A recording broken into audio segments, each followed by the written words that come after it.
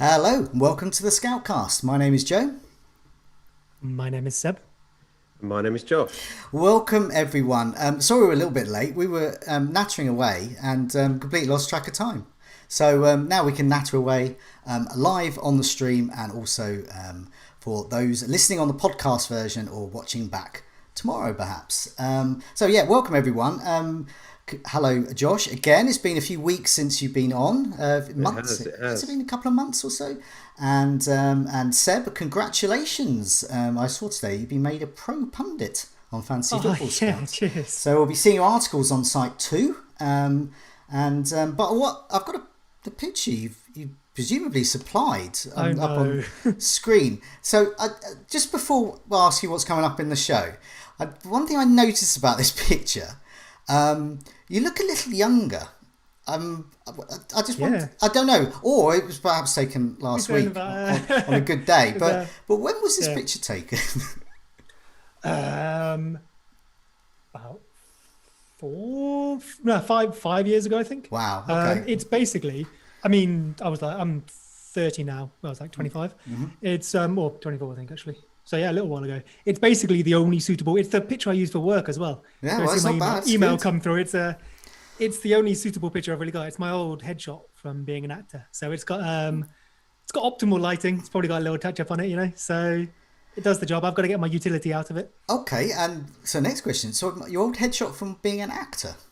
You were an actor. Yeah. Oh, that was a whole nother life. Clearly, I wasn't the best at it because I'm over here now. But which I wouldn't trade for the world, by the No, way. no, But no, it was. I did a whole bunch of things.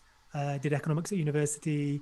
Went to drama school. So obviously became an yeah. actor. Had a headshot. Did a few little things. Okay. Then fell kind of, you know how acting is, you're on or you're off, so Yeah, you yeah. need jobs in between. I fell into my current work at Sports Interactive, and now I'm here to join you as well. But yeah, byproduct of that is I have a professional headshot that doesn't get much use anymore. So Really? Well, it's getting it's the good one I, use it's the one I now use for amongst stuff. Yeah. amongst the fantasy football community, and also discovered that you were an actor or still an actor. You just happen to be jobbing in other things at the moment. Oh, I mean, yeah, I'm probably not really an actor anymore. There's people who are in my year with me at drama school who still do it. There's one person who's on Coronation Street actually right now. Really? Yeah, I won't tell you because like Could be you know, you. it's not Could it's, be it's, you it's not my soon. place. No, But it could be soon. The script writers, producers might be watching this. Anyway, enough of acting. Although this is something we may return to in a future Scapcast. oh no. Seb, what is coming up on the show? So tonight we have Son, who you're telling me is in nearly 60% of teams, Yeah, which is more than I fifty-eight thought. percent when I checked. Goodness, I guess I wonder. Well, we'll explore why that is maybe, but they're missing Kane, which in previous seasons has been a good thing, but I wonder if it is this season. So what are we going to do there? We'll also look at the latest installment of Pep Roulette, which is probably one of the more extreme weeks we've seen of that. I think all of us probably suffered. Some then had people off the bench, fortunately. And we have Josh to pick us a differential, but not just a differential. We're going to have a little look around differential picks, maybe who we could have to climb some ranks and what have you.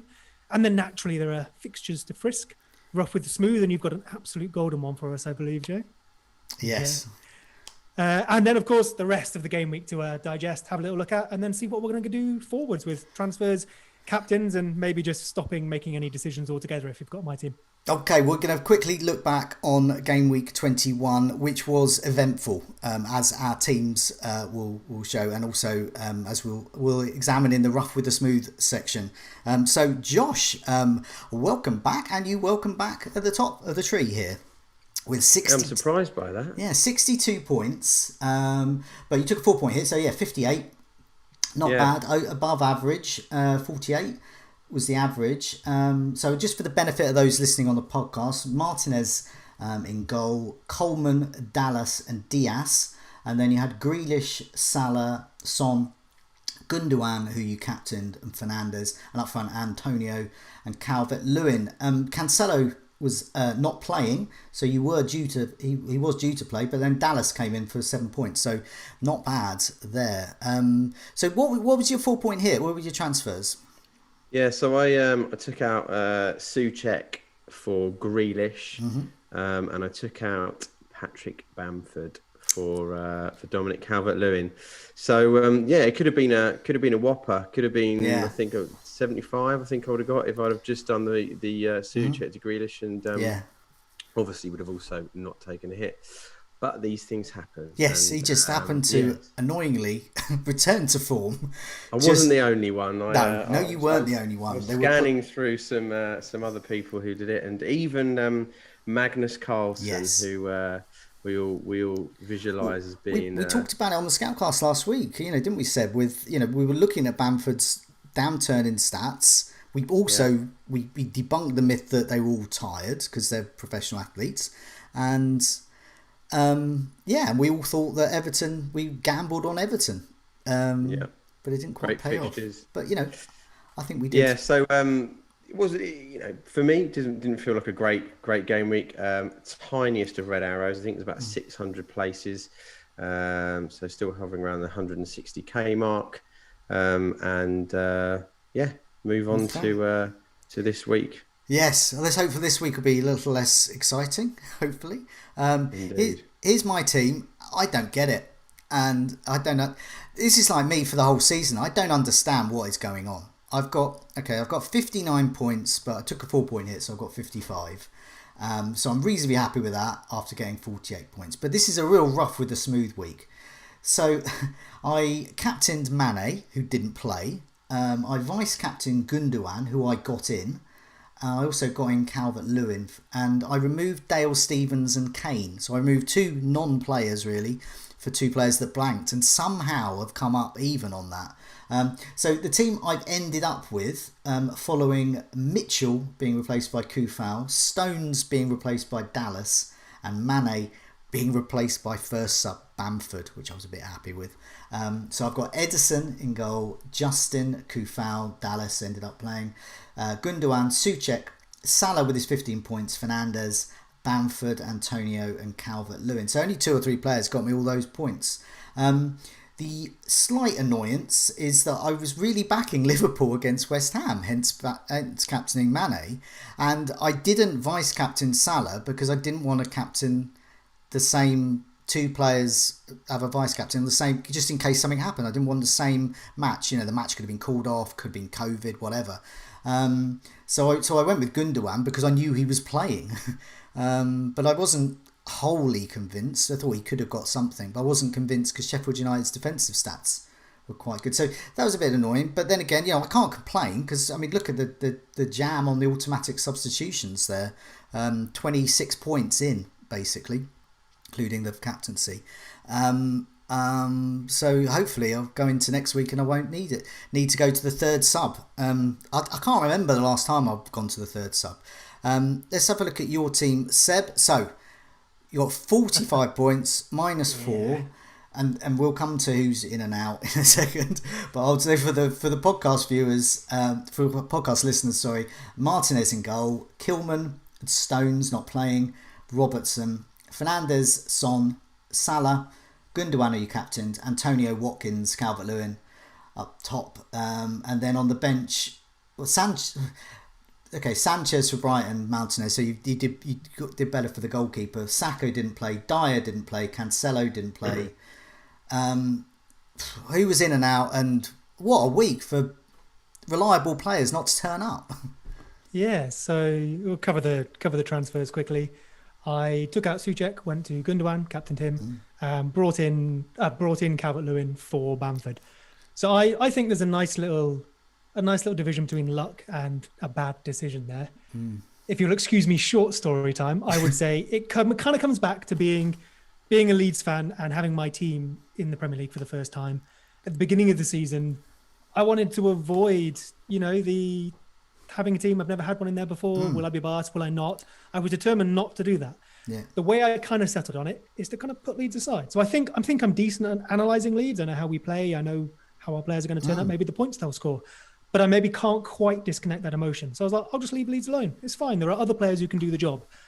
We obviously saw that Leeds played very well. A lot of people owned them. So I did eventually go to Leeds players, but maybe not as hard as I should have done.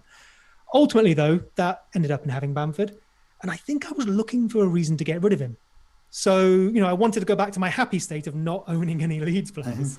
And so this opportunity, we talked about it last week. We saw Everton having their players back, having okay fixtures. Now, yeah, their stats weren't brilliant leading up to it, but we thought there was an opportunity there to see something changing. And we also saw a very small dip in Leeds' form, which, hasn't really continued this week, or that's not been where it was in previous weeks.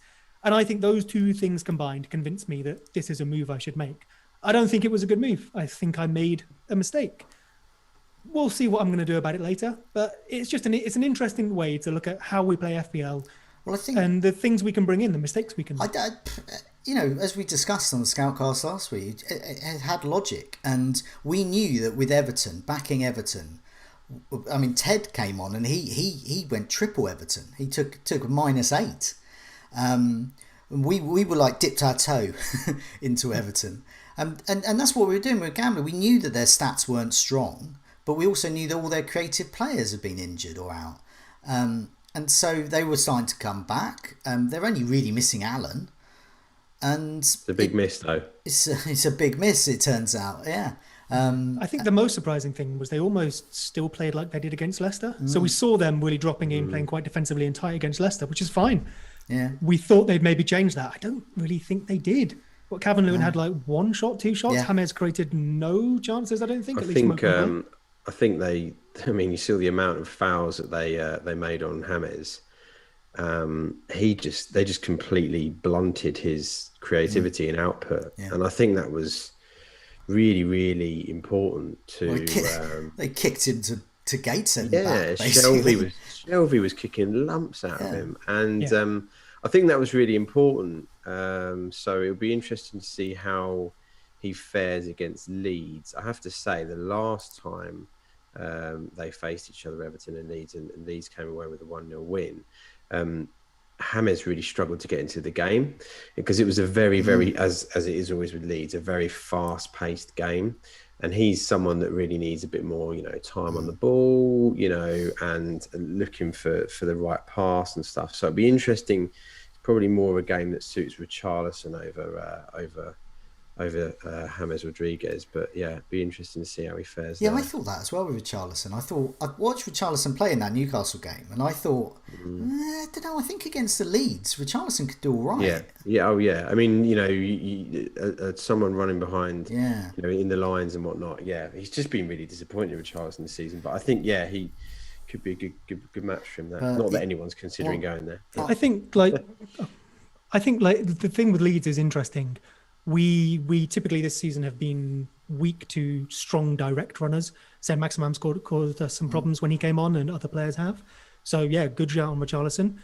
I think the James look is interesting. If he has that time, sure, and he's good at creating his own time. But if we man mark him correctly, we're probably a good team to shut him down. The thing that's really interesting is when Leicester switched to their 3-4-3 against us, which did them so well in our first meeting, they took us apart. We approached it differently. So, I think if we listened to this before, I've described a few times how we man mark across the pitch, leave someone free at the back. Won't go into it too much because it's kind of hard to describe without a graphic. But rather than matching up at sort of in the midfield up front and leaving someone free at the back, we switched it. So everyone at the back was occupied, and we had the free man, Dallas, I think it was, in the middle, which meant we didn't get overloaded in those central areas. If you remember last time, someone like Barnes running through, okay, he did score that goal against us, but then we pretty much managed to prevent that sort of stuff, especially, like I say, when they switched to their 3-4-3. If Everton take a similar approach, I think we can cope with it. Yeah. But we'll see. Yeah, it was good to see Leeds back because we've been relying on the likes of Bamford, Dallas, to do well for a lot of this season and bail us out, and so it transpired for many managers. Let's move on to rough with the smooth, and I basically just got one or two roughs, but we're going to put this guy up here. So this guy is Ashley Howard. He's sort of gone a bit viral this week because he wildcarded into this. So now, okay, so the team he got 12 points. He wildcarded into 12 points. He's got Areola, Stones didn't play, Cancelo didn't play, Justin 1 point, Areola 1 point, Sterling captain didn't play, Mane vice captain didn't play, Souček blank, Fernandes blank, Antonio blank, Calvert-Lewin blank, Lacazette blank, and on his bench to add salt into the wounds, Martinez got 10 points. Saka didn't play, Mitchell didn't play, Peters 1 point. It's not a bad side. Mane was on form. Sterling was a good choice. It's not, is it? I mean, you look at that, and there's not really anyone in that starting 11 you go, terrible choice. So and even on the bench, I'd say apart from Peters, they're all, Saka and Mitchell, Martinez. It's a decent side. I messaged Ashley on Twitter to have a look at his previous team. I'm not going to put his previous team up, but essentially it was well wildcardable. Half them it was the likes of Kane. As it transpired, Mane, but half the team was injured, not playing anyway. not because they were being rotated; it was just long-term injuries. And he had Bamford was his main loss, but apart from that, he was quite happy to jettison all of them. He's looking at 12 points. His rank has gone down from 630k or so to 1.2 million or so. And he's looking at that. But I think we all discussed before we came on air, this is a good team. I'd be happy. Having seen his previous team, I wouldn't be happy going ahead with that. But this is a nice team. Stones and Cancelo should play. All three of them. Stones, Cancelo, Sterling should all start. And the rest of them look good. It's I definitely think if he's listening or watching, roll your transfer. Yeah. Captain, obviously I know Mane might be out, but apart from Mane, roll your transfer. Well, yeah, or if he's out, just do Mane to Salah. There we go. See, he's even got a really good structure of price points. But anyway, Ashley works for PRS Music. He does things with dance music there. So he's got a really cool job. He's been a good sport for coming on for letting us air his team here. He's the kind of man that women want to sleep with and men want to have a drink with. He's a great guy. And so, Ashley, well done. Despite your viral 12-point wildcard. Onwards and upwards. Looking at some of the other ones, the suspended one, he got Wilson. He sold Wilson for Kane the previous week and then got Kane in on an early transfer, then had to take a hit to do Kane to Calvert-Lewin. So you can see the lost points there, and he'd be better off if he'd done absolutely nothing, which is rather annoying there. Smooths, plenty of smooths though. Cancelo proved a very good captain for Danny B. Cancelo captain and Son, and obviously didn't play there, but he got Bellerin and Holding off the bench, and Salah became his captain. So good stuff there. AJ, Sterling captaincy, Holding off the bench came in, and the captaincy switched to Salah. He ended up with 92 points with all of that going on. So it's one of those things like my week, but better, where you're doing absolutely disastrously and then you suddenly get all these points coming in off the bench. Adam Jenkins, meanwhile, is now top of our members league. He's up to 5th overall in the overall rankings. And also our members league, Fantasy Football Scout members league, is the top rated in the whole of FPL at the moment. It's the top rated league. Meanwhile, Kevin Rose is top of our mini league and up to 6th overall. Some intriguing rough with the smooths there. We're going to move on to our first topic, which is looking at Son and Spurs really, and how they're doing without Kane. And I'm going to turn to our old mate Ashley again, because he put up a tweet which I quite liked. He said, "I thought my fantasy team was bad, but then I watched Spurs and now I feel a bit better about it." That's how bad Spurs were without Kane against my side Brighton. And Ashley summed that up quite well. We had quite a few questions about that. They were well beaten by Brighton, and Brighton's defensive stats at home were starting to come to fruition. But Spurs were toothless without Harry Kane, and we wonder where that leaves Son in our plans, whether we own him or not. I'm in the group of managers that don't own him, but there's nearly 60% of the game own him. He's well owned, but he obviously needs his mate back in Kane. Plus, in Game Week 23, on paper, he just looks the absolute best bet. But that paper looks pretty worthless now. Had some community questions. Dean Time to get rid of Son or hold on to him. Bino says, Son, a great player, but Spurs look ropey. And FPLT, what to do with Spurs, especially if Kane misses that West Brom match in game week 23. So what I'm going to do is I'm going to put up a couple of pictures of stats up on the screen here. Nice picture of Kane hugging Son but these are the stats from that Brighton match, and you can see there that it's Vinicius. It was had the most shots inside the box. He had 2 shots on target, but no big chances. So he was in fact the most effective player in Kane's absence, and even then he wasn't that effective.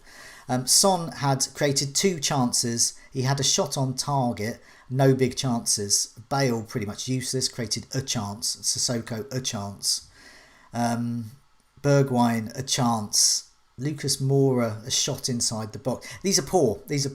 And their fixtures coming up aren't great. Chelsea next, that West Brom game, but then they got City after that, then West Ham United away, that could be okay, as we saw with Liverpool if Kane's back, and then Burnley at home. So some good, some bad. Josh, what do you reckon? Remind me of your team again, but do you have Son, and were you thinking of getting him? Yeah. No, I've got him. Yeah. I've got him in at the moment. He's going nowhere. I mean, I would say he's a don't buy, don't sell classic example at the moment. Yes, 23 game week 23. He's looking with obviously Kane not there to compete against for captaincy. He's looking like the obvious captain at home to West Brom game week 23. So yeah, just stick with it. It's a bit like Calvert-Lewin away to at home to Newcastle this week. You can't judge a player on one game. Everton had a bad day, Spurs had a bad day, and hopefully both teams will be coming back with a bang. I think Mourinho will get into them. I'd be very surprised if Bale starts against Chelsea. He didn't have a great game, so I think that they'll be up for that game. And so in game week 23, I mean, you're, as a Son owner, you're going to captain him against West Brom, I would presume. I mean, he's currently that's currently the plan, but we'll just see what happens in the next game, and what other info we have by then, really. But yeah, he's the obvious one. You've also got Bruno at home to Everton, which isn't a terrible captaincy. Apart from that, it's pretty slim pickings, though, really. It's Antonio against Fulham, I'm looking at, possibly. I mean, I don't own Son, and if Kane's not back, I'm not getting him in, because I just think Fulham are a much improved side, really, and I think they don't seem to be a particularly easy captain, for anyone. Fulham, they seem to be a lot better defensively now. So Seb, you're a Son owner. Yeah, and I would say the main reason I own him is for captaining in that week. Obviously, this is before we knew Kane got injured. But it looked like, we've named a few people, but I think if on form, if with Kane, he was the standout. Of course, form being the thing. Something that interests me is we know in the past when Kane's out, Son goes up front, typically has done better. I feel I won't run through all the stats, but all his numbers basically take an uptick. For example, last season without Kane versus Son, so far this season with Kane, XG per 90, 0.59 versus 0.35. XA per 90, 0.08 versus 0.12. So the only one that's up with Kane. Shots in the box, 3.1 to 1.4. And it goes on like that. So you're seeing, just under a doubling. The only thing with me for that, though, is Son and Kane are playing differently this year to how they have in the past. They've assisted each other in the past. They've played well, sure. They've never had this record. It's something very silly. Their assisting and goal scoring record between each other. And the key thing where we're saying, but when Kane isn't up front, Son plays up front. Well, Kane hasn't been up front this year, and Son, he started on the left, but he ends up front, where he makes all those runs are straight through the middle. Yeah. So I think if anything, he's going to be damaged by Kane being out, because he's not going to move, but he hasn't got his supplier anymore. You also got to think in the past, Spurs were very much about Ali and Eriksen and Son and Kane, and now it's very much like there's two guys, Son and Kane. They absolutely dominate the goal involvement. So without one of them, maybe it's going to have a greater impact than it has done in the past. And maybe Son's stats and overall play will be really impacted. I think no one's going to captain him this week against Chelsea. It's a watch and see how he gets on, see how Spurs do, and what changes there is from Mourinho for that game, and then judge what to do for the West Brom match. You can. Everyone's going to hold him for that game. They just may not captain him, and then it's an easy sell for City. Yeah, and it would be fair to say that they overperformed. If I get Son in and Kane's not back, I won't captain him, and it will be a pure shield pick because he's owned by 60% of the team. So who would you captain, Joe? I'd be looking at possibly. I like the look of Danny Ings against Newcastle, and I would be looking to move Calvert-Lewin onto Ings.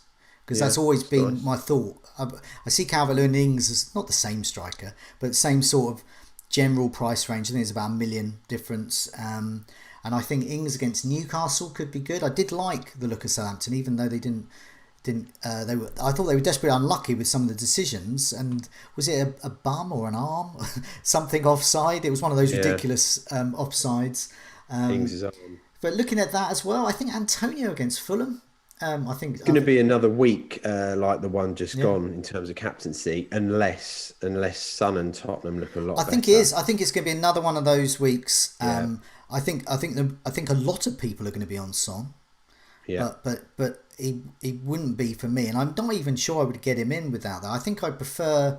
So I have Mane at the moment. If Mane, I've got Souček as my first sub.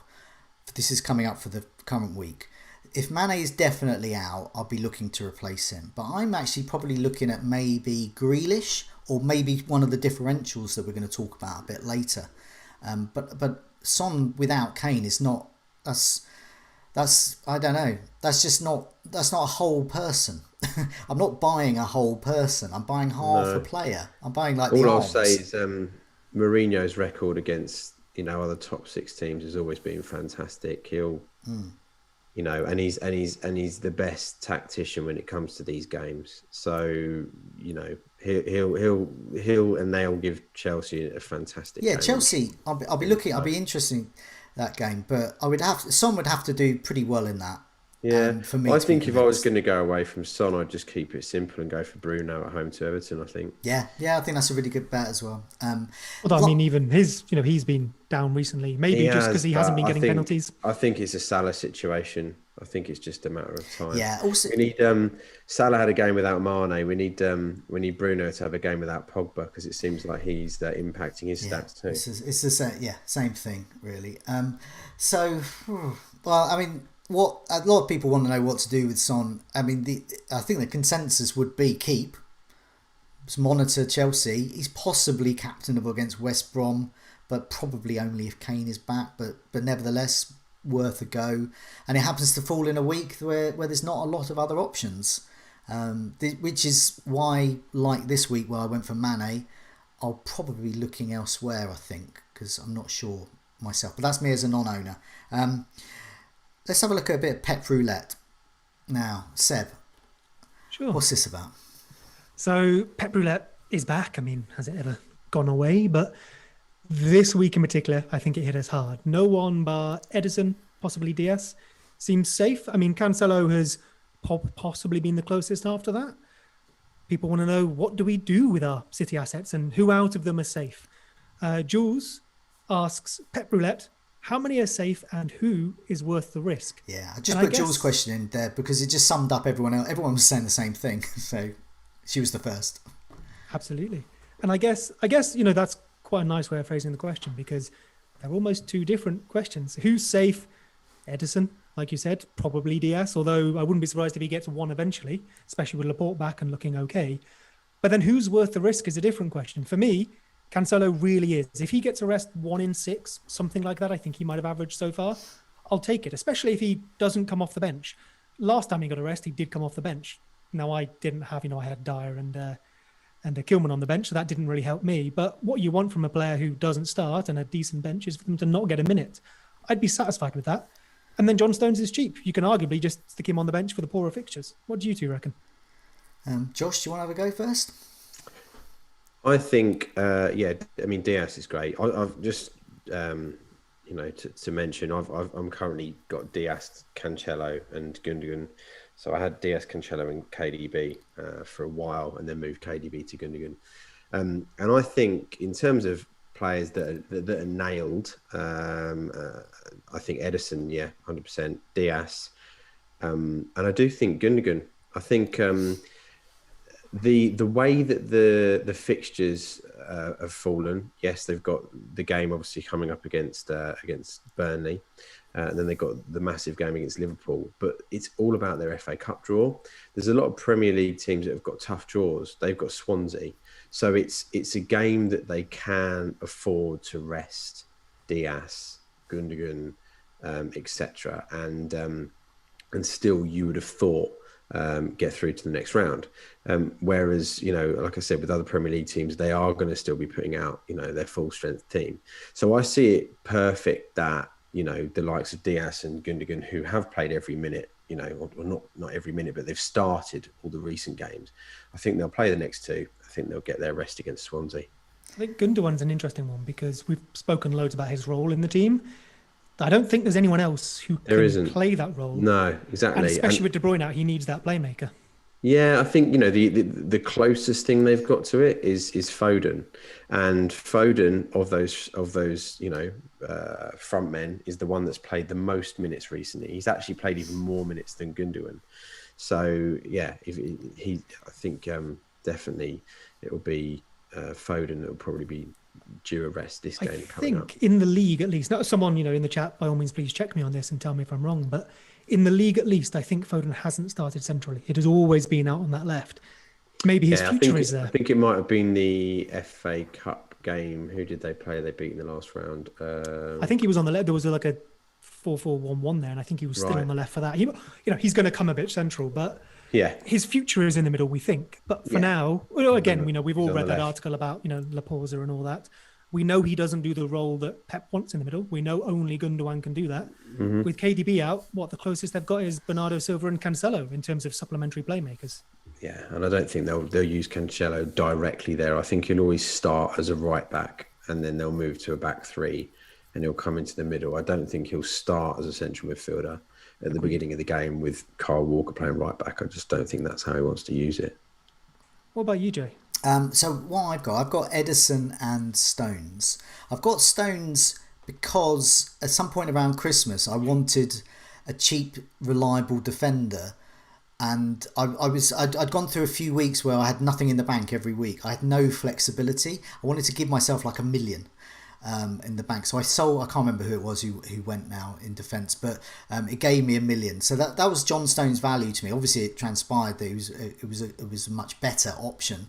Especially in that double game week. And I got Ederson recently because I did have money in the bank. I'm probably going to wild card around game week 26 at some point. And I thought for a few weeks I can go assume my normal strategy of having a cheap, reliable goalkeeper and go for an expensive one. And one of the reasons I thought there's going to be rotation with City in defence. Ederson's probably going to escape that. In fact, he's definitely going to escape that. So, and as it transpired this week, I got that Man City clean sheet with Ederson. I missed out with Stones, but at least I got that one. I didn't have none. And they're so good in defence at the moment. I really wanted to get that. But I think Diaz and Ederson are probably, if you want reliable, if you want the chance of more points, Cancelo and Diaz are probably the ones to get because you get that reliability. What I've done is I've had a look at the minutes, and this is the last 10 matches, and this shows that only one player started all 10 there. Ederson missed out once. I think that was through injury though, or suspension. It was COVID. That was it. It was COVID. Thank you. I was racking my brains. Why did he? I knew he missed a fixture, but I couldn't think why. COVID, exactly. So Diaz and Ederson are the only ones who have played when they have been available. So every time they're available, they play. Diaz, Ederson are the ones. Also, with Ederson, you would expect he's not subbed off. He's never a sub. Always starts if he plays. Diaz as well. He's played the full 900 minutes out of those 10 fixtures there. He's not been subbed off. He is not subbed on. They're very, very reliable. And then you start moving into the other ones who, out of amongst those, is probably Gundogan. As you were saying, he plays a particular role within the team. He has had 9 starts, but he has been subbed off 4 times. So I think what you're getting with... Fine with that. Yeah, exactly. Well, I think what you're getting... Was there 3-0 up? That's not a problem. Exactly. And chances are he may have been involved with 1 or 2 of them as well. So that's absolutely fine. Cancelo has had 8 starts, however, and he's been subbed on once. That's the bit you don't want to see. For a defender with Man City, they're cruising to a clean sheet. The last thing you want to see is that defender that you've got in your side, and you've got a good bench, and then they come on for 1 pointer. What you want is them not to show up, like the case of Stones or Cancelo, and then you get the likes of Dallas coming in.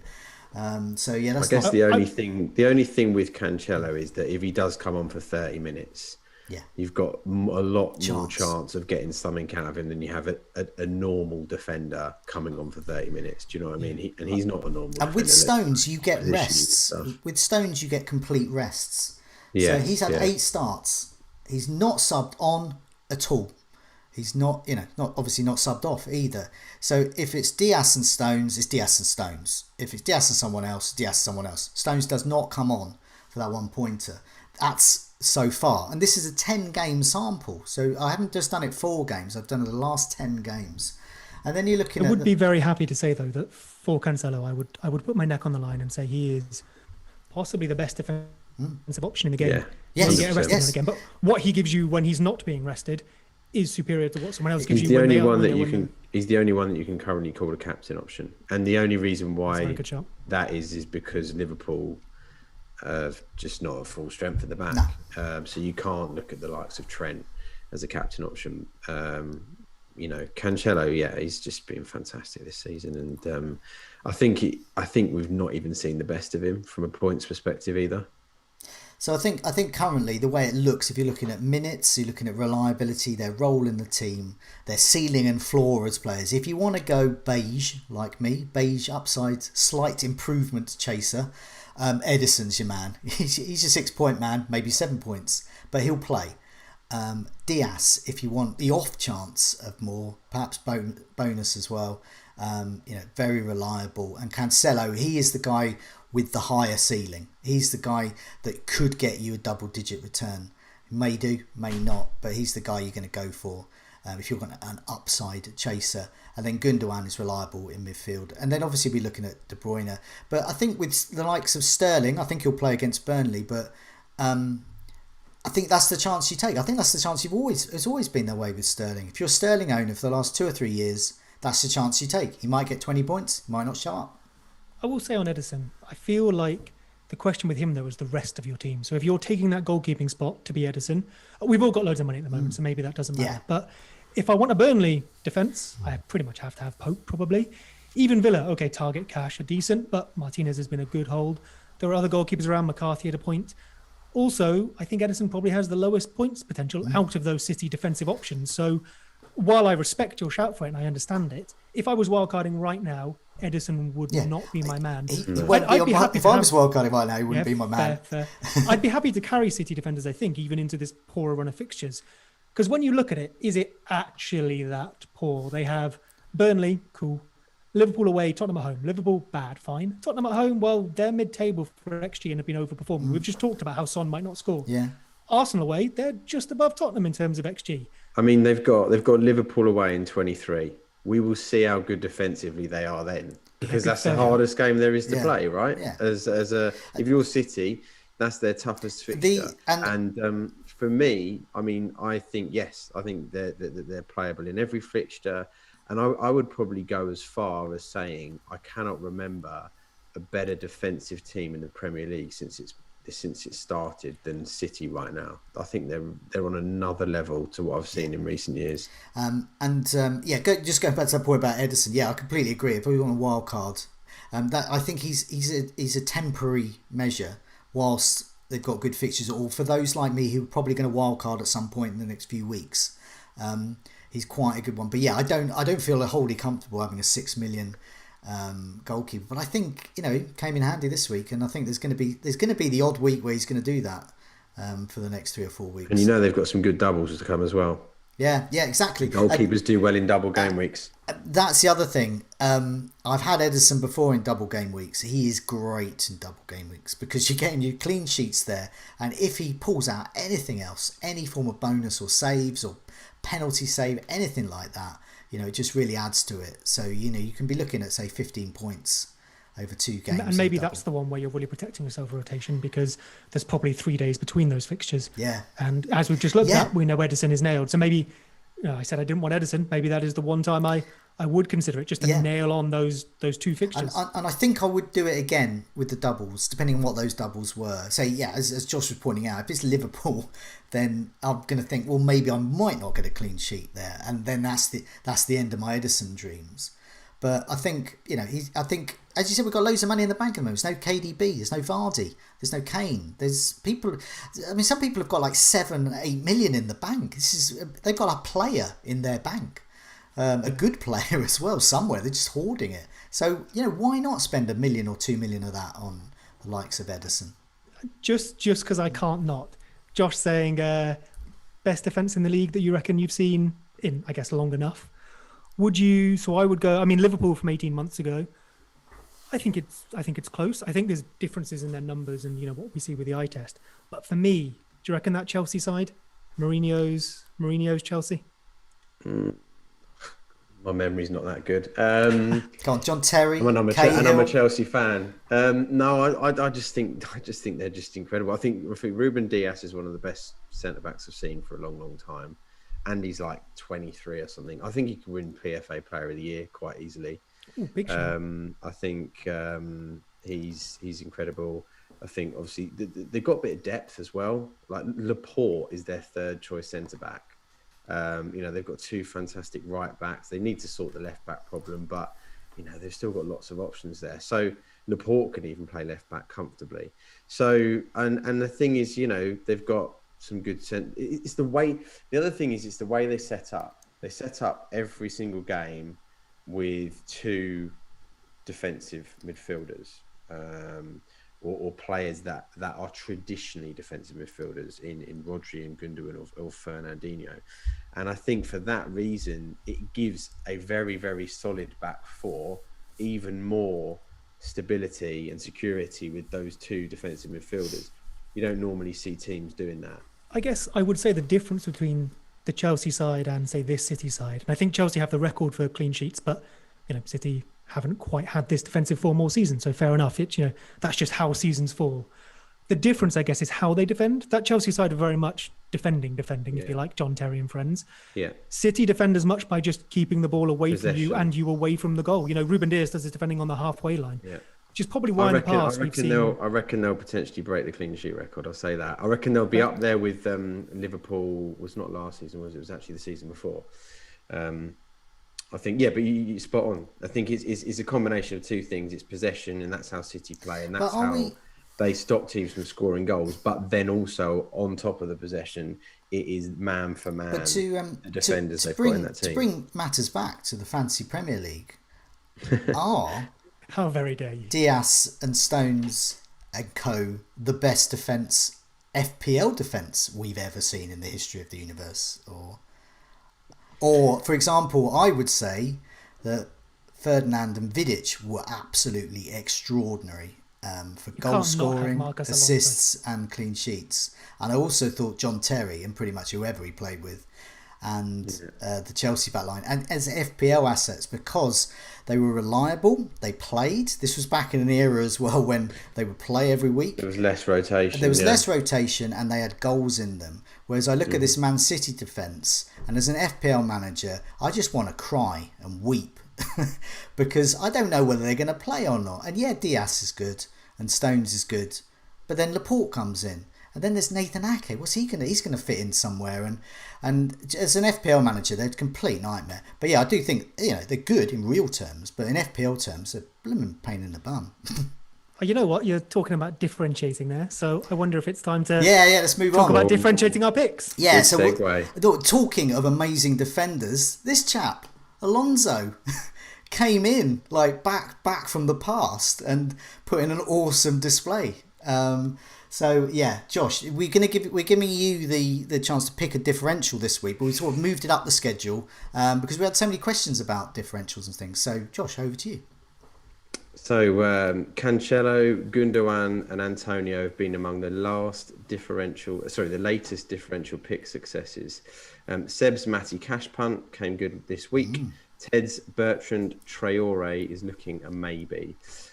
So it's me. I'm up next. My last one, if anyone remembers it from when I was on last time, which was a month or two ago, was Harvey Barnes. I know. I mocked you openly. You on the mocked show, me on Twitter. You mocked me on the show. I mocked you everywhere. I went around your house. I was shouting at your window at night.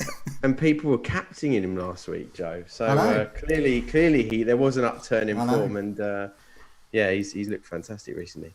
Anyway, so 5% or under for the next four games. It's not the most exciting pick, but if I'm honest with you, I've gone for a defender because I think there's a fair few people that are in the market for a non-Man City defender at the moment. So I've gone for Luke Shaw, who is 2.9% owned. He is 4.8 million, which is a bargain for any Man United defender. So over the last 5 game weeks for all defenders, he's first for chances created with 14. He's first for big chances created with 3. He's second for crosses with 48. He's second for touches in the penalty box with 19. He's third for baseline bonus. All the stuff that's not goals, assists, and clean sheets. He's first for expected assists, 1.68, and he's first for expected goal involvement with 1.80. Yeah, I completely approve. That's after we've just waxed lyrical about all the City defenders. I've been mentioning Luke Shaw because he's been creeping up those chance creation tables. It's not quite coming to fruition with not getting the assists he deserves to get for those underlying stats. But looking at the fixtures, Southampton, Everton, West Brom, and Newcastle next 4, I think there's at least 2 clean sheets in that, and there's the assist potential as well. So I think good choice for me. The only counter argument I would say on it is that Alex Telles could potentially play one of those games. But I think at 4.8 million, if Shaw played 3 of 4 games, or potentially Shaw plays all 4 and Telles plays in the FA Cup, I think he's definitely worth the money. Especially the likes of City defenders, Cancelo, Stones, etc. They're likely to miss one of 4 anyway. So it's no different the situation. I would say the only thing I can find wrong with that pick is conversion rate. You mentioned he's top of all stats and expected stats. Conversion rate so far hasn't been there. It's not all his fault. Maybe his crosses aren't the best, but it's luck. The finishing isn't the best. Yeah. And you mentioned it, just the Telles. I would say that next game against Southampton on Tuesday, possibly with Shaw playing at the weekend, is a rest, because we saw that last time we had this schedule. But even if you take 3 of the 4, there could be 2 clean sheets and an attacking return. The only thing I would say is that the last time they rested Shaw in the league and played Telles, they got beaten by Sheffield United. So I think Solskjaer might feel a little bit against doing it again, bearing in mind that was a pretty shocking result at home as well. So, that's my pick, Luke Shaw. As I said, not the most exciting and sexy pick, but he's definitely good value for money, and his stats are incredible at the moment. No, I rate it, and you can actually put him in a team as well. He could be in people's back threes. I mean, I think, since Fantasy Football Scout's been going, one of the underlining principles of underlying stats and getting all this information from Opta is that looking at underlying stats, we use that to predict future form. And I'm still a firm believer that underlying stats over a period of time will come to fruition. So, for example, my team Brighton, their defensive stats have been great, and yet they kept conceding. Now they've just had 3 clean sheets out of 4, and they've Man City only scored 1 against them. So I'm looking at that and thinking, well, hang on a minute, those underlying stats are coming to fruition. I remember ages ago, Ibrahimovic could never score, but he was having all the shots for Manchester United, and then suddenly it came to pass. And I'm looking at Luke Shaw's underlying stats, and I think, why aren't there loads of assists there? And so I'm a firm believer, ever the optimist, that these stats are going to come to fruition there. But of course, there are other differentials as well, aren't there, Josh? There are indeed. So yeah, in terms of questions from the community on this, Jules says, is it time to upgrade Souček with some template busters such as Barnes or Zaha? Warby says, is it time to turn the old guard in defence back to the old guard in defence such as TAA and Alonso? Flinney says, is Alonso a genuine pick? KTK, Interester. Mane looks a great differential, but apart from Robertson's fantasy side, how do we know whether he'll start? And Mr. O'Connell, I'm guessing that's not Jack O'Connell because he's out injured for the season. Maybe he's got serious with FPL. Is the captaincy where we should be different? I've only one assist from my recent captains. I think quite a few people could say that. So yeah, what do you guys think? Who are tasty differentials that we can be looking at? And what are we looking at, Joe? Under 10%? Is that? Yeah, I think under 10% or so. So I mean, I'll quickly go here because I favour double ups, and I'm not averse to a sideways move as well. And so I've pulled out a few, and the key about these is they're unfashionable, and that is a good differential. No one's going for them. Hey presto, they start getting points in, or they've been doing well unnoticed as well because they've just been unfashionable. So Kufau, being very popular, West Ham defender, 7%. So quite a differential himself. He's had 21 points in the last 6 matches. But if you'd gone for Dawson, who's a similar price at West Ham, who's 0.5% owned, hardly anyone owns him. He's got 36 points last 6 matches. So you'd be 15 points better off for about the same money. And also you've got a great differential there. Martinez, everyone's going about Martinez. He's in a third of teams, 26 points over the last 6. Third of teams.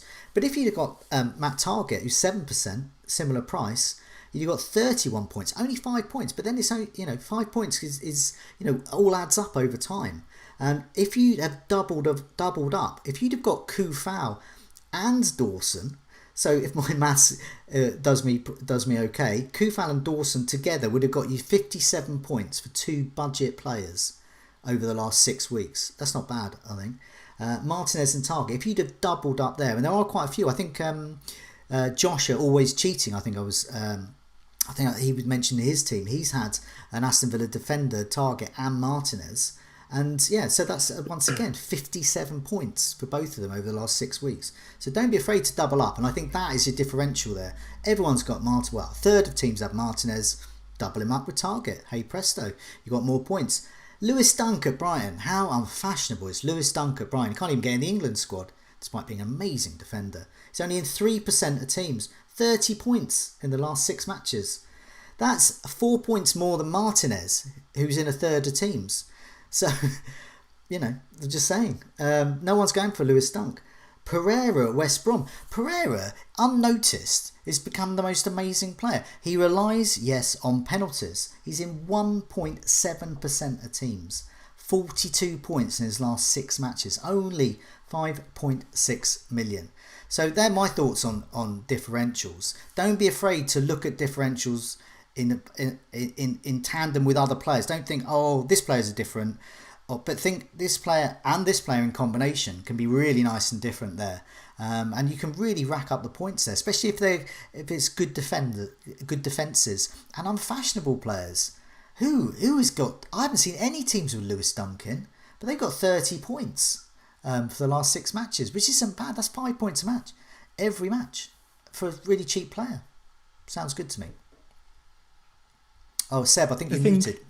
Yeah, thank you for that. The thing for me is that it's about knowing how to use a differential. So, we pick someone here under 5% each week, which is a little cheeky look, sometimes hopefully a really solid pick.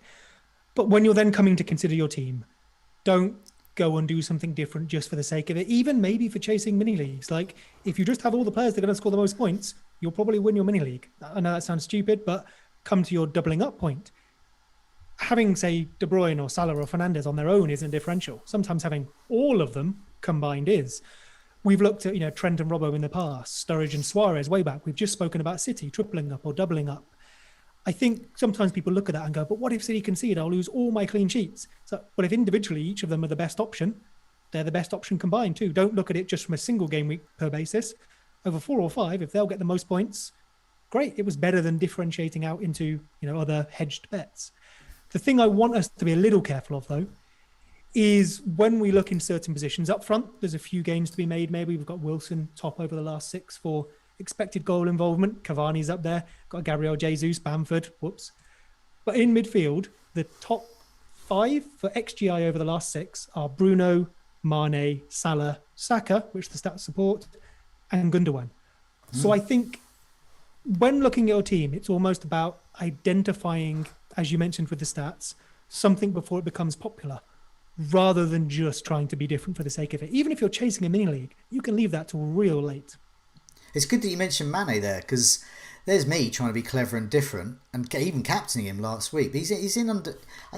What is his ownership? It's like something very, very small. It's about 5%, 4%. No one's got Mane.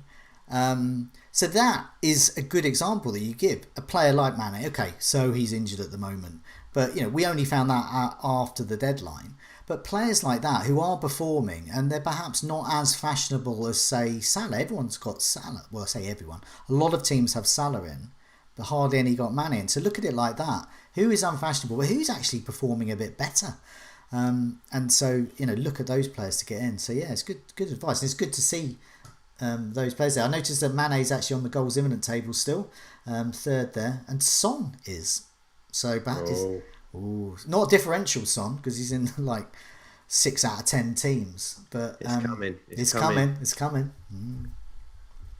He must be one of the best examples of the stats both prove and disprove that he's good at the same time. Because we see him convert so many big chances and he gets so many big chances, but often his shot totals are so low, especially under Mourinho now. Well, as we saw with Kane, he's not actually getting those big. He's not actually getting those big chances at the moment. So we do need Kane back. Firmino is another one there.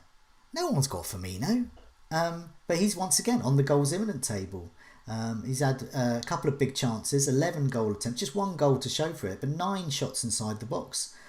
So yeah, he's underperforming. He should have scored at least 2. So yeah, another player there. If we think Liverpool are going to do well in a particular fixture, get Salah and Firmino, get Salah and Mane, get Salah and Alexander-Arnold. If you can be the first person to nail how Chelsea are going to play and which players are going to excel, and we've all had a little look, Hudson-Odoi, Chilwell, Alonso. If you can nail that, there are points there for you. Whether that's a Rudiger or an Azpilicueta, I think there are points to be made there. Now, last week you put up a picture of showing essentially the wing backs at Chelsea, and it was Hudson-Odoi on one side, who once again was selected and was once again excellent. And Chilwell. Now, Chilwell didn't play, but Alonso did. Alonso played in that role. So, change the name of the player. The exact role they're playing in that side was the same. And that's something to monitor. It's, as you said, it's so frustrating because probably whoever plays in those wing-back roles is going to get chances. Is going to get assists, maybe a goal. But, yeah, who is it going to be? And, that's part of the trick. One of the tricks of FPL at the moment. It's really frustrating. Yeah, Josh, did you have any more thoughts on differentials? Well, first of all, with regards to double ups, I love double ups. I've always been a double up fan, especially defensively. Weirdly enough, I mean, it's a lot of the time we do it in attack, especially with the likes of City and Liverpool. But in defence, I mean, I had Chilwell and James. I swapped them in the same week to Diaz and Cancelo. I've had Dallas and Ayling all season. So yeah. Just a big fan of that. I don't often play Dallas and Ayling together, just to let you know. But they're fine to be in my squad together, keep each other company. So yeah, in terms of some differential picks though that I like, even though he's 14.8% owned, Trent I think can still be classed as a differential, purely because probably a lot of dead teams that are making up that 14.8%. He's just got an incredibly high ceiling. If you're going to do it this week. However, be warned, obviously the next game is City, and so it's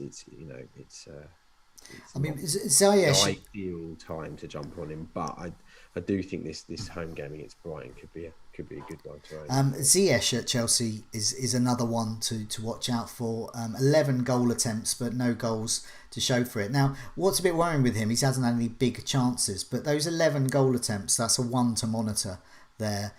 Could be a great differential.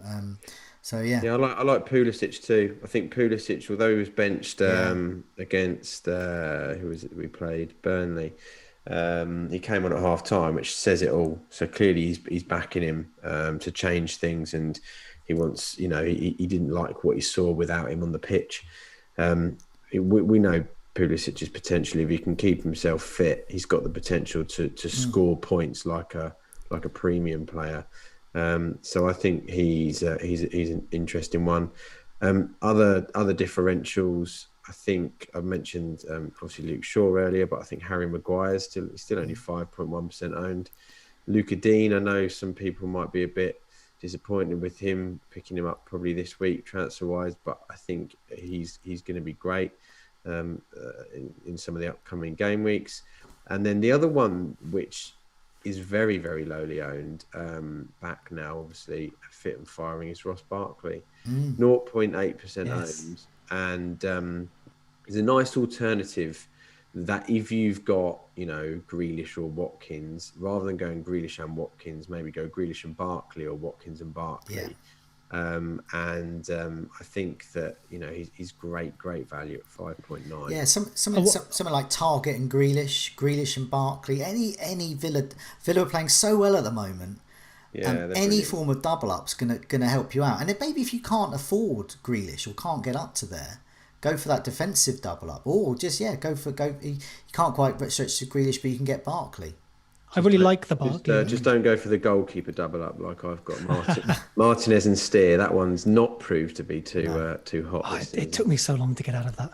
But yeah, Barkley, I think I picked him as a differential ages ago, got injured immediately. But back then, the reason I went for him is his numbers weren't miles off Grealish in terms of chance creation.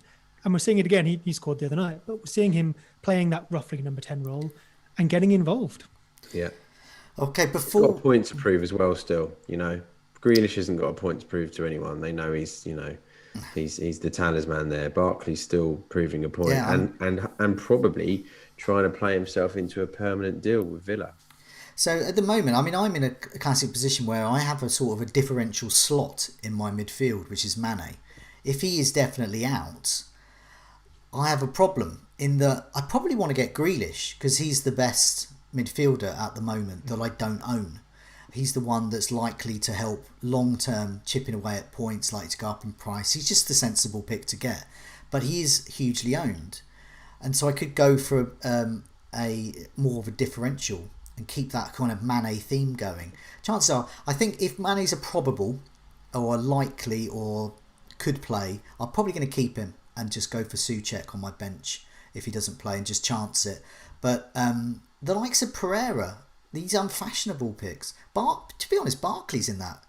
No, he's pretty unfashionable as well. Because people feel like that's a good example, though, of doing the Grealish is the best option, right?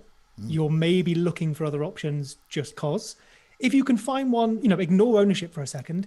If you can find someone who fits your price and you think is going to produce more points, go for it. But don't look at ownership first. I think Grealish is possibly the best option. I think Grealish is the best option, but he's not short term, I don't think. I think he is long term. I don't think Grealish's next 2 or 3 are that amazing, but I think his next, say, 9 or whatever are really he trickles in points though, and that's what I think is great about him. He's not.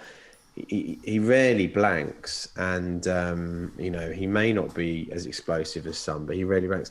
The differentials that are really, really great to look at, like you mentioned, Joe, is the likes of Mane, Sterling. Sterling's really good. These premium big hitters that can explode. And if they're sitting down there at 5% or whatever, because everyone's got Salah and KDB, obviously not right now, over Mane and Sterling, those are the ones to go for if you want to. Sterling's just been rested. He's playing Burnley. He's good. He's actually good against Burnley away. So this is a good match for Sterling. Being rested. I think he's just better away in general. Yeah. He's 12 point, he's in 12.1% of teams. Okay, so it's more than 10%. But, it's nowhere near, the likes of, Son, or, these types of players that who could be, 2-point players whilst Kane's away, for example. But Sterling, I think, could be captaining Sterling this week in a week where everyone's going for Salah. Now, I wouldn't usually advocate something like that. But I just wonder with the Brighton defence whether that's going to be a huge haul for Salah or not. I'm probably going to captain Salah because in my team, he's the best bet for my team. But I think if it was a team with Sterling in it and Salah, I think this week, Sterling may be a better option. Why are you not captaining Gundogan then? Because I don't think Gundogan's a better option because he's not called Sterling. Because he has a particular role in that side and I don't think he's going to get as much joy against Burnley as Sterling will. Okay. I think the captaincy this week for me, it all relies on Mane's fitness. And I don't even own him, but it's purely just because of the impact that it has on Salah. If Mane's out, I think that personally, Salah is the obvious captain this week ahead of... I just don't even think you need to overthink it.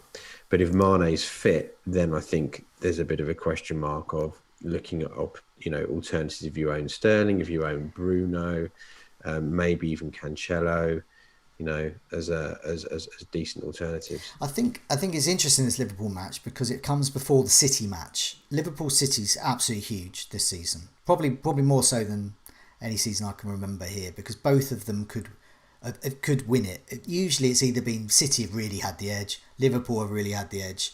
This is a massive match. Brighton are before it.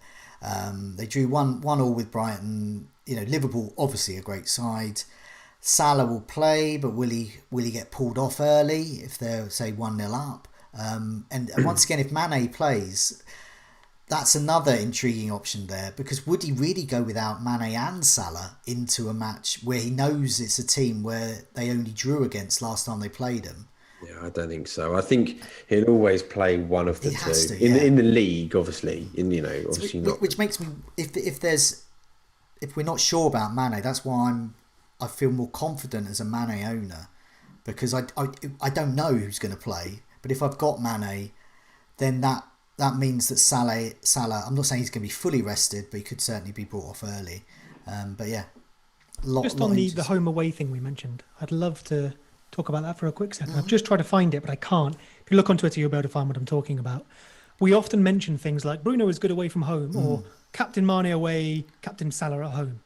The example I saw, which was great, was something like last season, Captain Mane away, Captain Salah at home, because Mane had twice as many returns away, or whatever it was. The previous season, it was almost identical, but reversed, for no apparent reason. So if you had gone for 2 seasons ago, you would have captained Salah away and Mane at home, and you would have gone into the following season with that rule and gotten it wrong. And worse still, if you had just captained the home player every single time, you would have done best, because both players scored fewer away from home than they did at home. So when we say things like Bruno Fernandes away from home, or Bruno Fernandes at home, KDB, what have you, I think we need to be a little bit careful that that's a very easy thing to draw that maybe isn't. No, I think you're right there, especially because Fernandes at the moment, I'm not really seeing a tremendous amount of difference home and away as I have. Fernandes is not very good at home or away. But we'd say Sterling, for example. The reason I brought up about Sterling away to Burnley and not home isn't because he's bad at home against Burnley. It's because he never plays. So I don't know. He could be amazing at home against Burnley, but he is. It's always benched. Let's be honest, right? They've beaten them 5-0 like the last 3 or 4 times. Yeah. There's no way that Sterling wouldn't have got in on those points in some way, shape or form. So going back to your point about Mane and Salah, the only thing I will say about, and I'm a bit of a geek when it comes to Salah and Mane's points and them without each other and all that sort of stuff. A Salahologist? I get a bit obsessive over it. But if you look at Salah's points away from home, his hauls. So his hauls stand out this season, 13 when they got beaten 7-2 against Villa Gameweek 4, and he got a brace. That was without Mane because he had coronavirus. Then the next one away from home, when he got 16 points, was when they beat Crystal Palace. And he came on, didn't he? And he came on for Mane. And then the most recent one, away from home against West Ham, he got 15 points and Mane didn't play. So what I'm just saying is all 3 of his away hauls this season have been when Mane's not been on the pitch. The great Bournemouth haul from last season. Oh, yeah. I believe that Mane was absent for that one as well. He was on the bench. Yeah. He was on the bench, and I think it was him and Firmino up top. So sorry. Just one thing I was just going to say about it. I think you'd like to think that most players are normally better at home because they should be, especially when fans are back. But I think that there is nothing stronger as a theory than Salah without Mane for me. Okay. And you know what'll happen, don't you, this week? Mane won't play. Salah will blank against Brighton. But if you look at the record and his hauls and his FPL points without him, one week doesn't prove it either way on that. So it's crazy, and it goes back seasons as well. I would both question that, but also defer to the research you've done there, which I respect. I haven't, so I can't properly question you. I'm going to go away and have a look. I'd be interested in seeing if that, the haul, the 13, 10 points, whatever, also extends to the underlying stats. So whether we can differentiate how much luck is involved there. And naturally, normally they both play together. So we're looking at a small sample size. He comes a lot more centrally, Salah, when Mane's not on the pitch. Oh, that's nice. I think it's 2 things. He obviously gets more chances because there's not share between the 2 of them.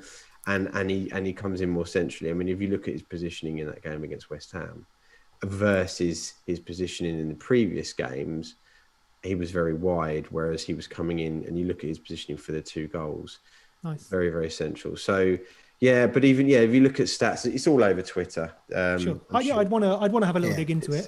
And I guess everywhere. If you ask, as Liverpool, would you rather have Mane and Salah playing or just one of them? Their best team has both of them. So I think there's digging to be done, but it sounds like a thing. I like that. Fair play. Okay, let's move on to look at the fixtures. So we've got the next 4 fixtures up there, and what I've done is I've used the Fantasy Football Scout season ticker here and sorted by difficulty. For this section, these are the players to target over the next 4 weeks, judging by the season ticker. Fantasy Football Scouts partner with Football Index, so there may also be players to look at buying through that. With Football Index, that's where you can buy and sell shares in players with fantasy football knowledge to make a profit. Looking at these fixtures here, we've got Crystal Palace at top of the tree. So we're talking about differentials. I'm talking about unfashionable. You can't get more unfashionable than Palace. So there's Newcastle away, Leeds, and then Burnley and Brighton. These are good fixtures next 4. Manchester United, so your Luke Shaw punt there could come to fruition, and Fernandes possibly without Pogba, or Pogba deferring to Fernandes, whichever way. Southampton, Everton, West Brom and Newcastle got the fixtures there. Sheffield United, they're down and out, but they're proving a tough cookie to eat. West Brom away, Chelsea, West Brom at home, Chelsea at home, and then they got West Ham and then Fulham away. So good fixtures. West Ham, United. So I've got a West Ham triple up still, and Antonio, Souček and Kufau. I mentioned Dawson there. So if you've got a West Ham space free and you're looking for a differential, an unfashionable defender that scores. He's definitely unfashionable. West Ham United have Aston Villa, Fulham, Sheffield United, and then Tottenham. So good fixtures. Burnley, they've got City next away. But then Brighton, Palace, West Brom. If you've got Nick Pope or are targeting Nick Pope, could get some points there. That's really nice for Nick Pope. Those next very 3. Nice. Wow. Now I've got Ederson there, and Man City play Liverpool then. Ederson is my only goalkeeper. I'm actually looking at Ederson to Nick Pope. I mean, I think Ted was on Twitter earlier after appearing last week and making some audacious -8 last week to get triple Everton.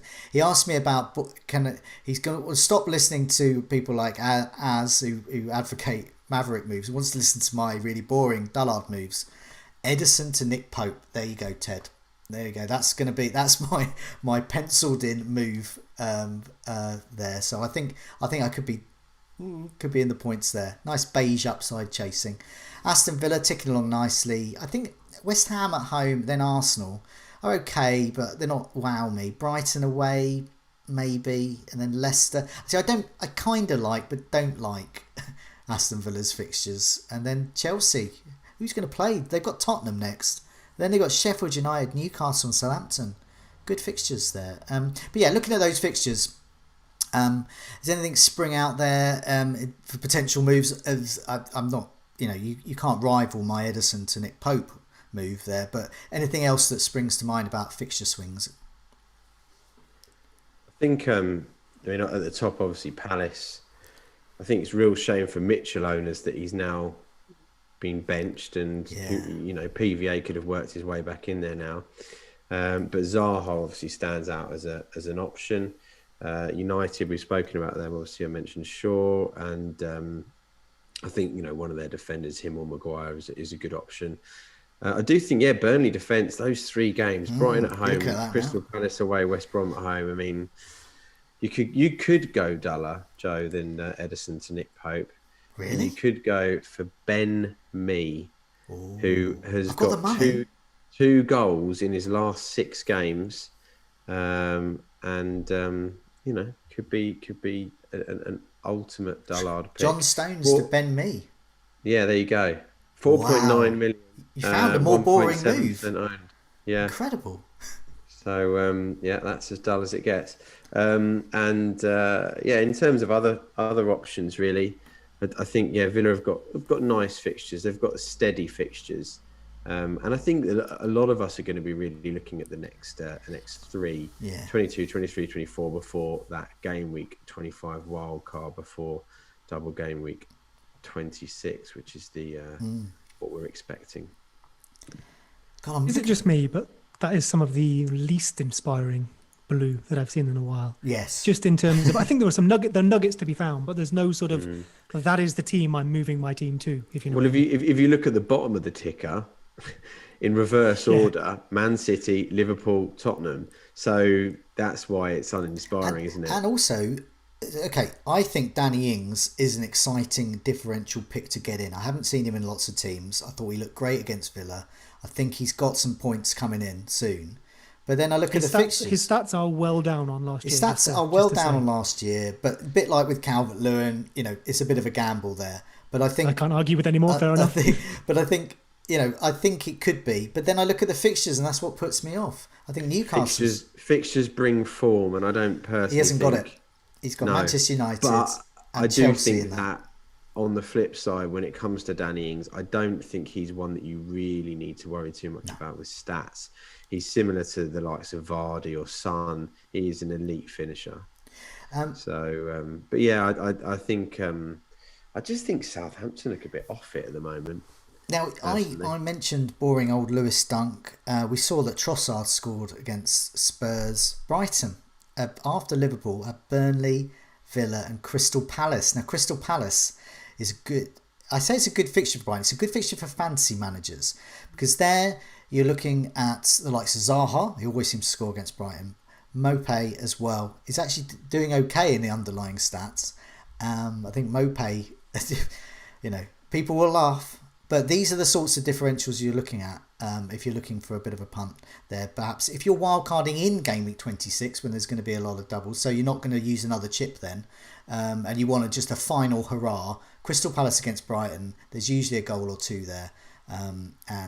It's one of those derby matches as well. Arsenal intrigue me, because it's really annoying with Arsenal, because Saka's in both of your squads. Is that right? Yeah, and he's very, very not in your squad, no, Josh. I don't have him, no. No, but I don't have any Arsenal players. Saka is a great differential, and it's very annoying that he's possibly out for this. He was out for the last match, so hopefully he's fit, because Wolves and Villa and then Leeds, it's a great next 3 before Game Week 25 wildcarders when they play City. So if you want a bit of Arsenal, the next 3 look okay, actually. It's just that 4th one. Yeah. And their defensive record has been ridiculous. Rob Holding's, I mean, obviously all of them 4 clean sheets in 5 or something, but Rob Holding's points have been really impressive. Yeah, I mean, Tierney should be back soon. Yeah, he's the one, isn't he? He's the one. If Tierney was fit, if I somehow knew Tierney was fit and playing those 3 matches, I think I'd be tempted there, because that's both ends of the pitch type of player. Loss of returns. I don't know. I don't know. I think there's some interesting ones. Yeah, as you said though, it's not that inspiring. But there's you've got to pick it apart a bit more than normal. That's what we're here for. It's not just laid out on a plate for you. Unfortunately, we're not here for the premium sexy picks. We're here for Nick Pope and Edison and Ben Mee. Should have done Ben Mee as my differential pick. That could have been you're gutted really, now, aren't you? Why really Ben Mee over Tarkowski? Scored more goals recently. There we go. Then it's normally one of them. It's normally one of them that benefits that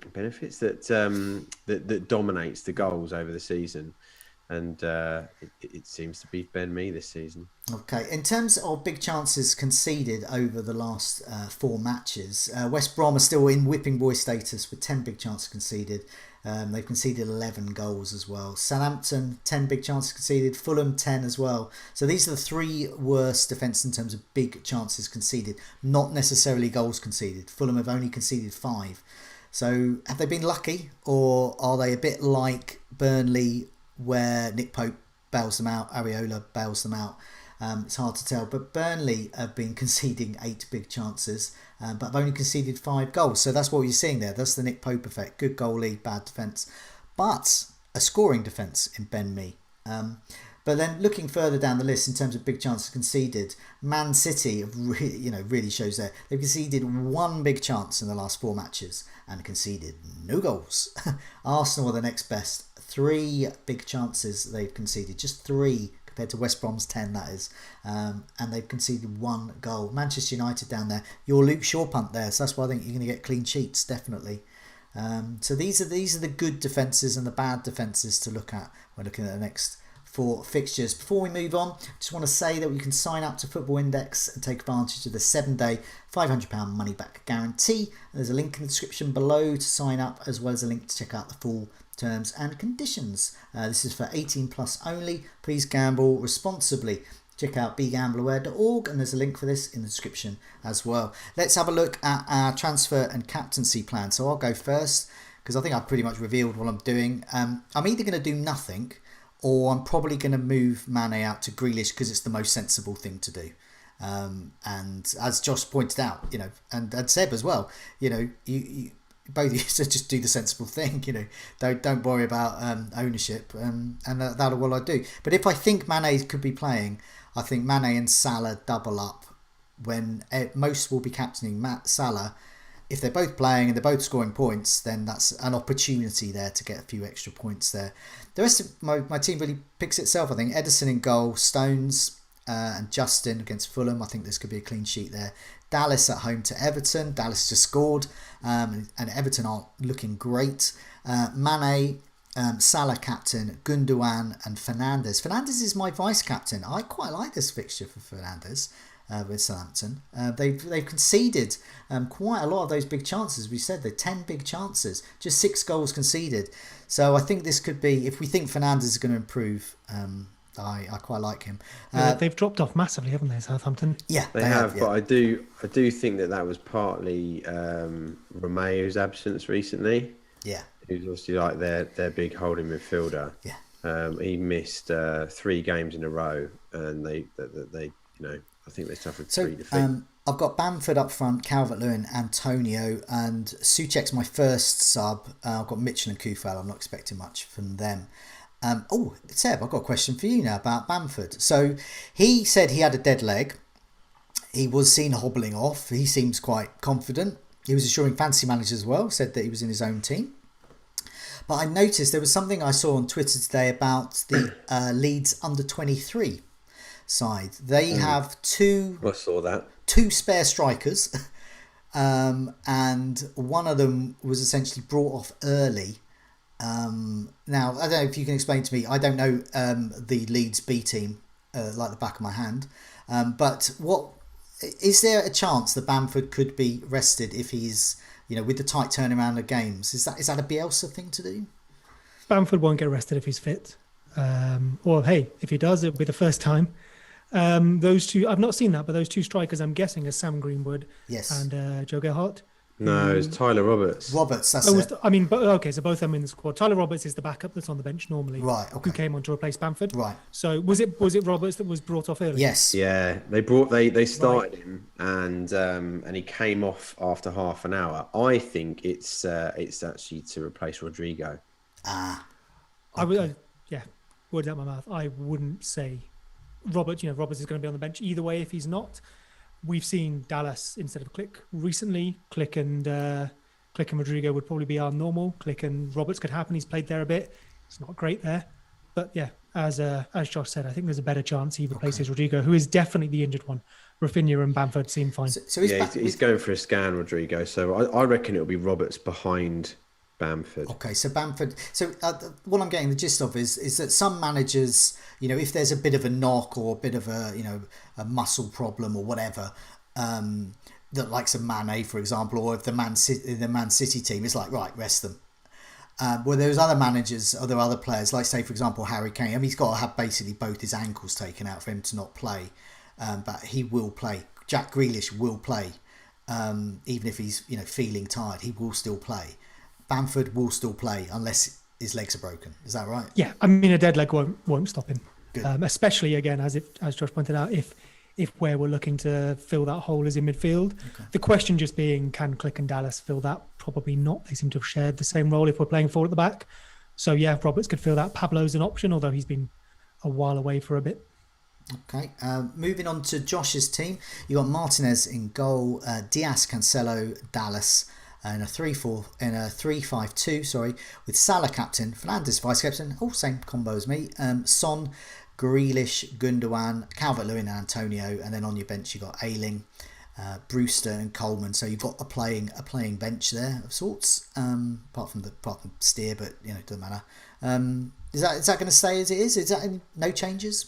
Yeah, I think I'm going to roll. I've got 2.5 million in the bank still left over from that KDB to Gundogan transfer the week before the one we've just had. So yeah, it could be tempting to do something, but I'm happy enough. I want to roll. I want to push my transfers forward to the times when we're going to get a bit more information out of the FA Cup, and some of these double game week starts to get confirmed really. Okay. What's your position with the wild card? Are you looking to wild card in game week 4, game week 26, which is going to be a big double game week, or after? Yeah, so the plan will be to wildcard 25, bench boost 26. Okay. However, I'm not completely against the idea of using transfers to get there. Yeah. And bench boosting 26, and then wildcard in game week 30 after the game week 29 blank. It all depends on how the FA Cup and the fixtures fall, and I guess really, again, it's just another reason why pushing transfers forward can work to your advantage. Yeah, so yeah, quite a similar situation to me in that, it'd be quite nice to roll a transfer if I can. Seb, moving on to your team, you've got Martinez in goal, Robertson, Cancelo is your vice captain, Stones, Salah captain, Fernandes, Son, Gundogan, and then up front you've got Watkins, Antonio, Calvert-Lewin, Saka on the bench, who's a great first sub, if he's a fit, Eric Dyer, who for some reason was benched last time, and Kilman, and then you've got Sanchez against Liverpool. So you've got a playing bench, we hope. Is that going to change? Are you going to make any transfers? I think for the first time in a while, I might just hold on to it. I don't think there's anything that needs to be immediately fixed. Maybe, if Dyer for some reason is no longer in favour, sure, but I think I've transferred myself into a hole in the last couple of weeks, so I'm happy just to hold this one, have a bit more flexibility going forward. The 11 works for me. See, I think that's a good thing, because some people, when they they have a bad game week or game week they made transfers that didn't work out, the natural reaction is to start taking hits to get out of it. But it's quite refreshing to hear. So I advocate it's just basically just log out, move away from the screen. And as Josh pointed out as well, I think we're going to have much more information in a couple of weeks. So saving 2 transfers for game week 23 would be really, it could be very advantageous. So advocate that. Joe, something I've just seen, I think Karen pointed it out, is that Man City might have hinted that they've got an unannounced match in the middle of game week 24. I mean, people in the chat might be able to have a better check on that for us, but would that potentially be that Everton match? Well, if that is the Everton case, or Southampton, I think is one or the other, isn't it? I would hold off my Edison to Pope boring move, and I would roll in that with Edison, Stones, and Gundogan. I think if De Bruyne is back, I think I still stick with that three I've got really. But yeah, if it's that Everton match, I'm quite pleased to still have Calvert-Lewin. I'm not sure I'm going to get any other Everton though. But yeah, that would be interesting. At the very least, that encourages me to hold a transfer, just to get a bit more information there. It would be amazing if we saw a hint of an announcement before tomorrow's deadline. I mean, I don't think it can. I don't know. It all depends. Does it depends on the FA Cup or not? I'm not entirely sure. Yeah, so there are FA Cup matches in there as well. Again, this is seen something very quickly, so I would encourage anyone to go fact check that. Yeah. And like you say as well, Man City announcing something is all well and good, but it's not up to them. So yeah, I'd be interested in that. That might still not put me off a potential Mane to Grealish move, because it would leave me with something stupid in the bank, like about 7 million, which is a nice flexibility as which is sometimes when you need the two transfers for the flexibility. If you've got 7 million in the bank, then the world's your oyster, and you can pretty much get anyone in. But yeah, I've already tripled up on City, so that would be nice and welcome in Game Week 24. I think a lot are tripled up on City. I think a lot will be. De Bruyne back would be the interesting one, and would anyone be tempted by Sterling? I've been bitten before by that, and I'm sticking boring with City, just going for the likes of Joe, we mentioned, was it a couple of SCOUTCASTs ago off air, that when we were looking at when this might fall, we thought, is there a cheeky bench boost there?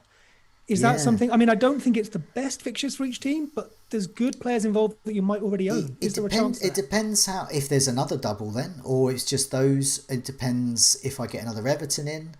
If I got someone like, say, Pickford, which sounds rubbish, but if it's before I'm wildcarding, then I could be tempted, because the problem with a bench boost in Game Week 26 is what comes in Game Week 26 will be taken off Game Week 29 for lots of teams.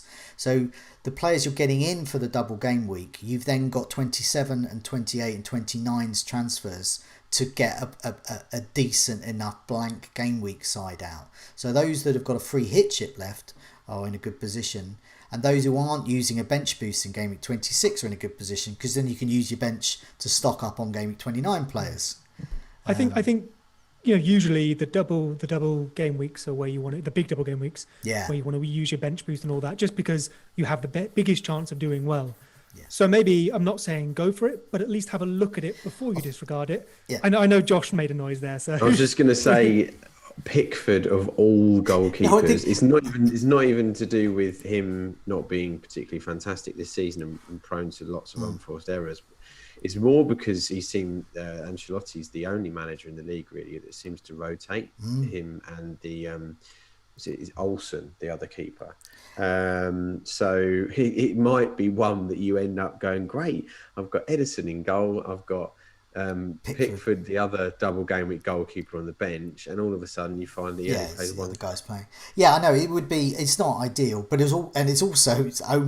I'm only thinking about that because I know I'm going to be wildcarding off the week afterwards, and Pickford is not someone I want beyond that. But yeah, if I thought he was playing twice, goalkeepers. If there was a little bit more though, I think there's a small chance that it could be